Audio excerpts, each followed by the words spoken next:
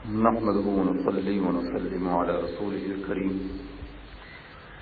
أما بعد فأعوذ بالله من الشيطان الرجيم بسم الله الرحمن الرحيم فإن لم تفعلوا ولن تفعلوا فاتقوا النار التي وقودها الناس والحجارة أعدت للكافرين صدق الله العلي العظيم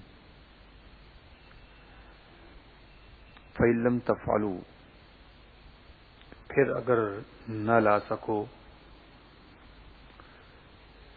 ولن تفعلوا اور ہم فرمائے دیتے ہیں کہ ہرگز نہ لا سکو گے فاتقوا النار التي تو ڈرو اس آگ سے وقودها الناس والحجارہ جس کا ایندھن آدمی اور پتھر ہے اعدت للکافرین تیار رکھی ہے کافروں کے لیے.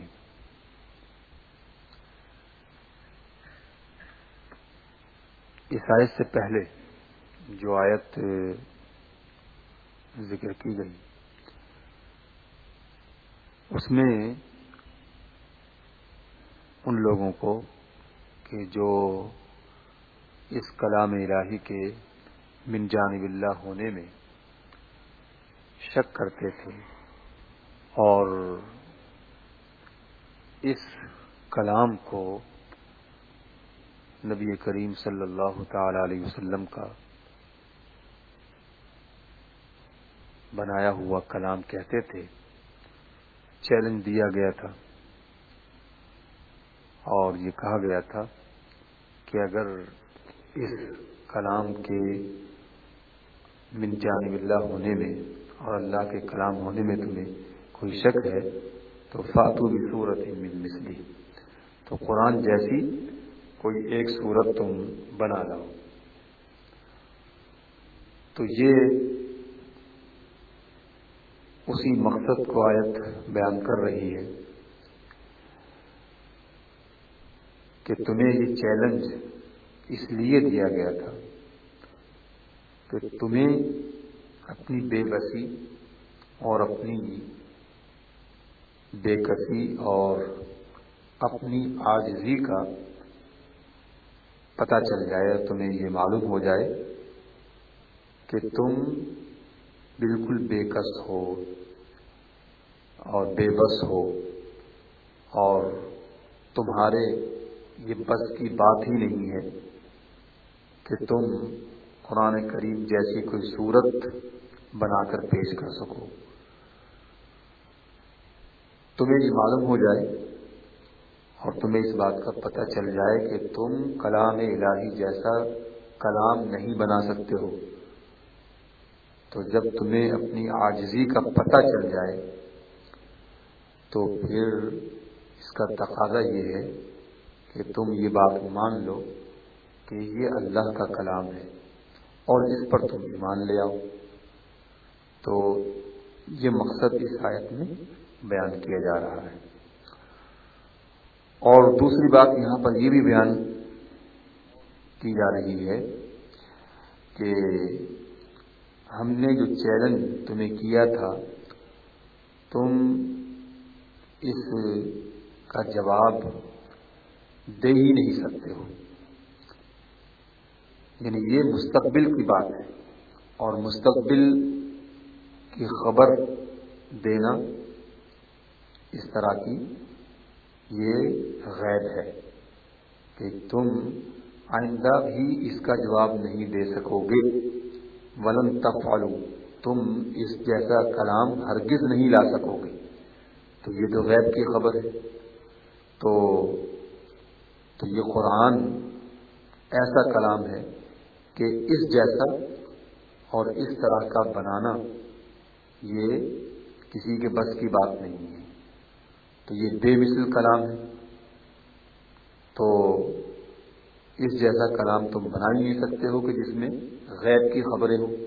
تو اس لیے بھی جو ہے تم اس کلام کو یہ مان لو کہ یہ اللہ کا کلام ہے اور یہ من جانب اللہ، اللہ کی طرف سے آیا ہے، حضور اکرم صلی اللہ تعالی علیہ وسلم پر یہ نازل فرمائے گئے تو یہ قرآن ایسا معجزہ ہے کہ جس میں غیب کی خبریں دی گئی.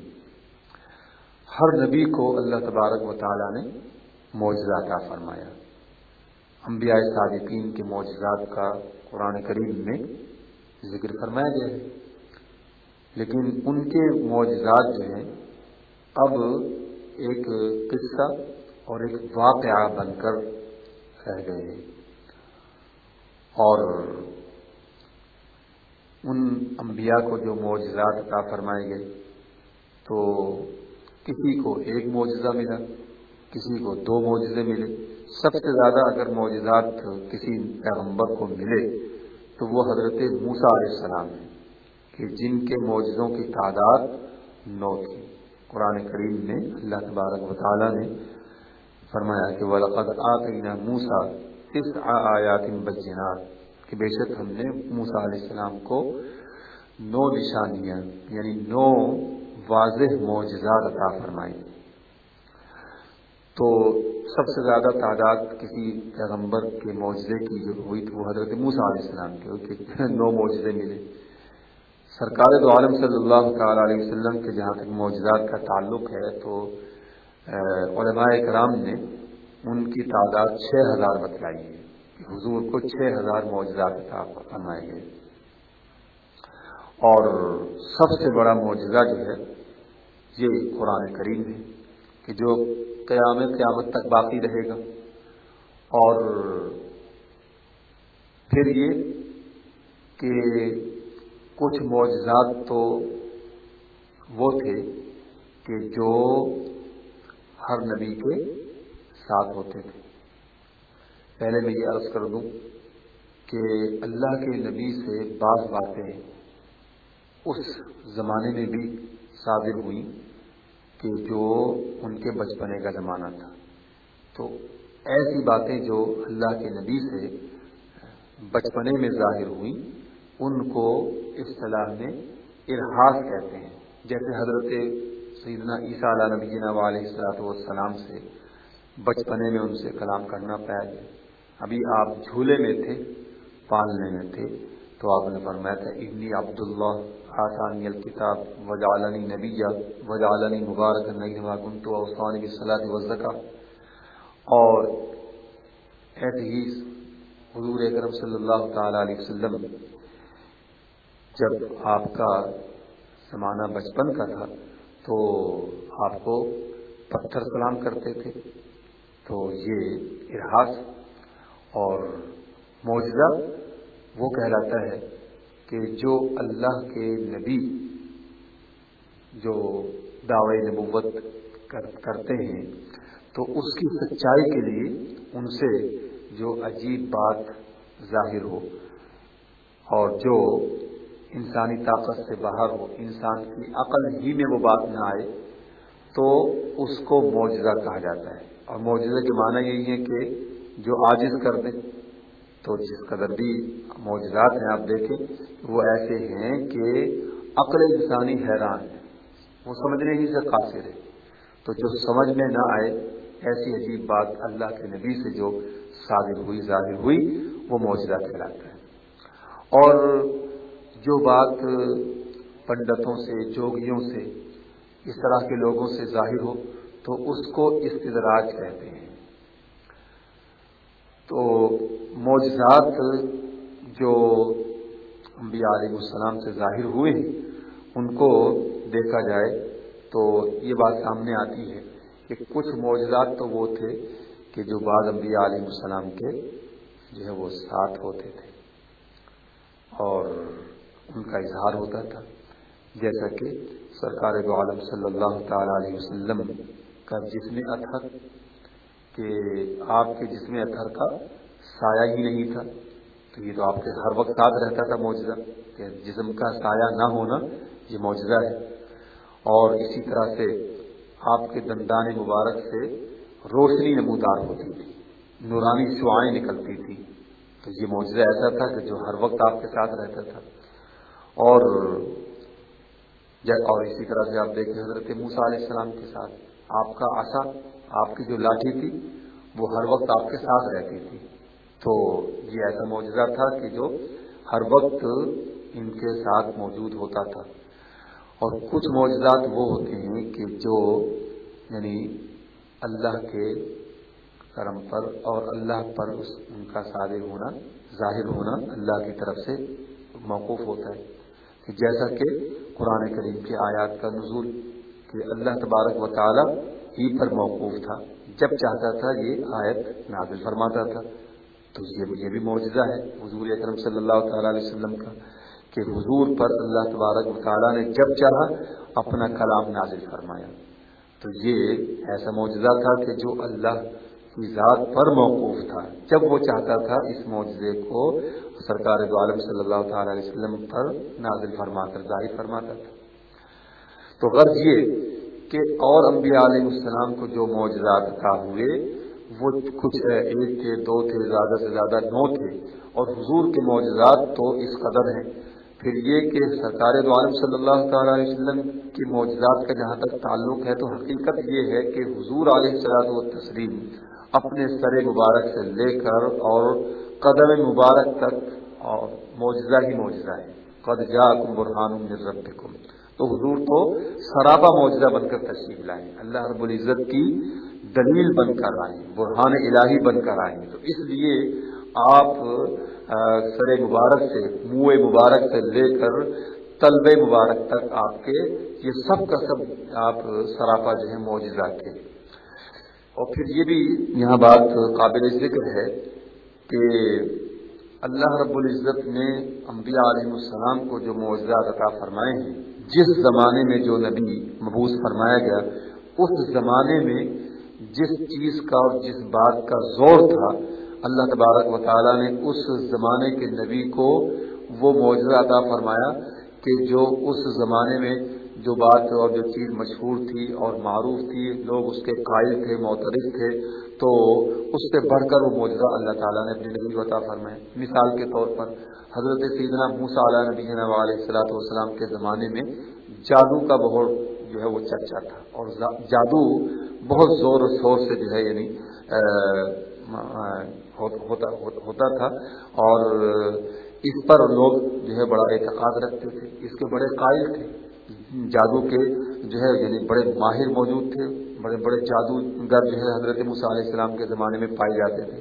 اور یہ اس دور میں فرعون اسی پر تکیہ کرتا تھا، جادو پر، اور جادوگر اس نے رکھے ہوئے تھے.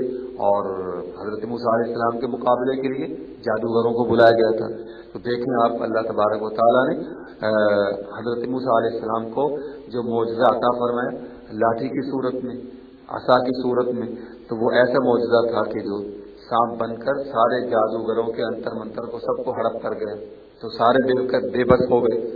تو اسی طرح سے حضرت عیسیٰ علیہ السلام کے زمانے میں آپ دیکھیں تو طب کا بہت جو ہے وہ زور و شور سے چرچا تھا، اور طب کی بڑی باتیں ہوتی تھی، بڑے بڑے حکما موجود تھے، بڑے بڑے جو ہے وہ امراض کے علاج جو ہے وہ کیا کرتے تھے. لیکن وہ بھی جو ہے ایک طرح سے عاجز اور بے بس تھے. اندھوں کو، جو مادرزاد اندھے ہوتے تھے، ان کو بینا نہیں کر سکتے تھے، مردوں کو زندہ نہیں کر سکتے تھے.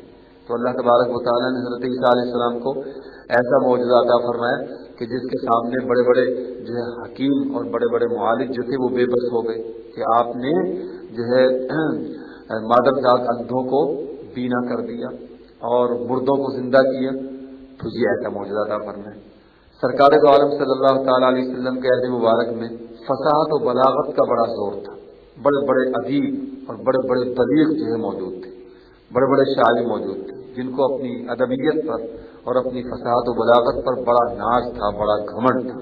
تو آپ دیکھیں کہ اللہ رب العزت نے سرکار دو عالم صلی اللہ تعالیٰ علیہ وسلم کو اپنا یہ کلام عطا فرمایا، یہ قرآن عطا فرمایا کہ جو فصاحت و بلاغت اور ادبیت کا ایسا مرصع اور مرقع جو ہے شاہکار ہے کہ جس کے سامنے عرب کے بڑے بڑے فصحاء اور بلغاء اور ادباء عاجز آ گئے. اسی لیے اعلیٰ حضرت مجدد دین و ملت حضرت محدث بریلوی رحمۃ اللہ تعالی علیہ نے فرمایا کہ تیرے آگے یوں ہے دبے لچ فصحاء عرب کے بڑے بڑے، کوئی جانے منہ میں زبان نہیں बल्कि जिस्म में जान है। ये मौजज़ा हुजूर सल्लल्लाहु अलैहि वसल्लम का था। फरमाया गया कि जिसके सामने सब के सब जो है वो आजिज़ और बेबस हो गए। तो अब जब ये बात समझ ली तो अब ये बात यहाँ पर ये समझना बहुत आसान है कि मिर्ज़ा गुलाम अहमद कादियानी ने जो नबुव्वत का दावा किया, तो इस ज़माने में तो साइंस का बहुत दौर दौरा है, साइंसी तरक्की बड़ी जो है वो ज़ोर शोर पर है, और साइंसी इजादात का बड़ा जो है वो जोर और शोर है, बड़ा इसका जो है यानी चर्चा है। तो अगर ये सच्चा होता तो फिर इससे भी ऐसी कोई साइंसी इजादात जो है वो नमूदार होती, जाहिर होती, कि जो इसके दावे पर जो है वो दलील बनती। इसने सबसे बड़ा अपना मौजज़ा जो पेश किया तो वो एक खुतबा है इसका, जिसको कहता है खुतबा इल्हामिया। खुतबा इल्हामिया जो है इसने जो है अपना इसको मौजज़ा करार दिया है। और ये खुतबा इल्हामिया कैसा है कि हजरत सैयदना पीर मेहर अली शाह साहब रहमतुल्लाह तआला अलैह ने इसके इस खुतबा इल्हामिया में 200 गलतियां निकाली। तो जाहिर है कि गलत नबी था तो इसकी बातें भी गलत ही होना थी, तो गलत ही मौजज़े साबित हुए इससे, तो ये दुरुस्त था ही नहीं, झूठा था। तो इसलिए जो है इससे बातें भी जो है वही हुई जो गलत थी, इसकी बुनियाद ही गलती पर थी। तो इसलिए जो है इससे जो कुछ भी साबित हुआ वो सारा का सारा जो है वो गलतियों का ढेर और गलतियों का जो है वो पूरा मजमुआ और मरकज है। तो बहरहाल कुरान करीम अल्लाह रब्बुल इज़्ज़त का ऐसा आखिरी कलाम है कि जो क़यामत तक बाकी रहेगा, और इसका जो चैलेंज था वो बदस्तूर यानी नुज़ूल इस ज़माने वही से लेकर अब तक जो है मौजूद है, और अब तक जो है कोई भी बेदीन और काफिर जो है कुरान करीम जैसी कोई सूरत जो है नहीं बना सका। अगर वो कोई सूरत बना सकते थे या बनाई होती तो वो तो उसकी इतनी इशाअत करते, इतना उसको छापते कि जिसका कोई अंदाजा नहीं किया जा सकता। तो पता ही चला कि वो कुरान करीम का जवाब देने से आजिज़ है, और क्यों ना आजिज़ हों जब कुरान करीम ये फरमा रहा है कि फ़इल्लम तफ़अलू, कि तुम हरगिज़ तुमने ऐसा नहीं किया, और वलम तफ़अलू तो ये सुन लो कि आइंदा भी जो है तुम इसका जवाब नहीं दे सकोगे। तो कैसे जो है वो कोई सूरत बना सकते हैं, कैसा जो है वो कोई जो है जैसा कलाम पेश कर सकते हैं। फिर यहाँ पर ये बात भी देखी कि कुरान करीम जो है अल्लाह का ऐसा बेमिसल कलाम है जिसके बारे में कुफ्फार ने भी, और हालांकि जो है वही हुरूफ हैं कि जिनसे जो है वो ये अहले अरब अपनी गुफ्तगू हैं और अपना कलाम और अपने कसीदे और अपने शेर कहते हैं, वही 32 हुरूफ हैं।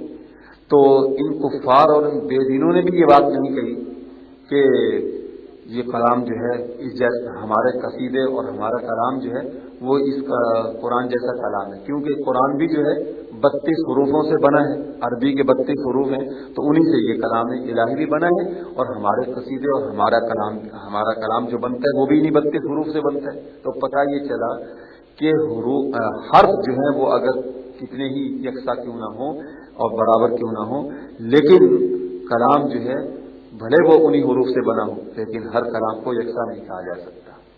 अगरचे 32 हुरूफ अरबी के जो है वो इसमें इस्तेमाल हुए हैं, और अरब वाले भी यही 32 हुरूफ इस्तेमाल करते हैं अपने कलाम और अपनी गुफ्तगू और अपने कसीदे, इन्हीं 32 हुरूफों से जो है वो जनाब बनाते हैं। लेकिन उन्होंने भी ये बात नहीं कही कि हमारा कलाम जो इस जैसा कलाम है, क्योंकि ये भी इन्हीं अरबी 32 हुरूफों से बना हुआ है, और हमारा कलाम भी जो है वो इन्हीं 32 हुरूफों से बना हुआ है। तो जब ये बात समझ ली तो फिर यहाँ ये बात भी जो है समझ में आती है कि सरकार दो आलम सल्लल्लाहु तआला अलैहि वसल्लम के जिस्म अतहर को, आपके आज़ा को और आपके जो है बदन मुबारक को देखकर कोई ये नहीं कह सकता कि जनाब हमारे भी 2 हाथ और हुजूर के भी, नबी के भी 2 हाथ थे तो वो भी हमारे जैसे हैं। अब अगर कोई ऐसा कहता है तो ये समझ लें कि वो जो है इन कुफ्फार से भी ज्यादा जो है अहमक और बेवकूफ है, कि कुफ्फार ने भी ऐसी बात नहीं की, उन्होंने भी जो है ये नहीं कहा कि हमारा कलाम और हमारा कसीदा जो है वो कुरान जैसा है, क्योंकि हमारा कलाम और हमारा कसीदा भी जो है वही है कि जिसमें यही हुरूफ इस्तेमाल हुए। उन्होंने भी ये बात नहीं कही। तो अब अगर कोई ये कहे कि नबी करीम सल्लल्लाहु तआला अलैहि वसल्लम जो है हमारे जैसे हैं और हमारे मिसल हैं, तो वो बिल्कुल ही निरा जो है वो जाहिल اور بے وقوف اور بالکل جو ہے وہ احمق ہے۔ اللہ تبارک و تعالی ہم سب کو جو ہے وہ ان باتوں کے سمجھنے کی توفیق عنایت فرمائے۔ وآخر دعوانا الحمدللہ رب العالمین۔